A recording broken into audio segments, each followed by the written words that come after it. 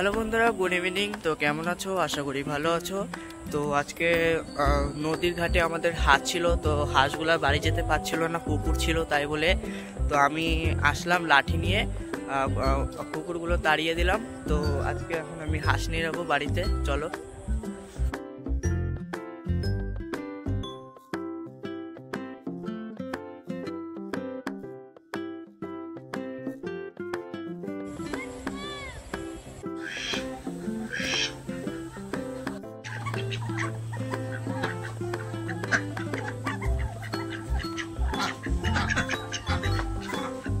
তো বন্ধুরা, ফাইনালি আমরা বাড়ি চলে এসেছি। তো আমি তো পুরো ভয় পেয়ে গেছিলাম হাঁসগুলো ফের কোথায় খেয়ে নিল নাকি। তো আমার এই প্রিয় হাঁসটা, ওই শোনা। তো বন্ধুরা, ভিডিওটি ভালো লাগলে তো লাইক, কমেন্ট, শেয়ার এবং সাবস্ক্রাইব করে দেবেন। তো টাটা।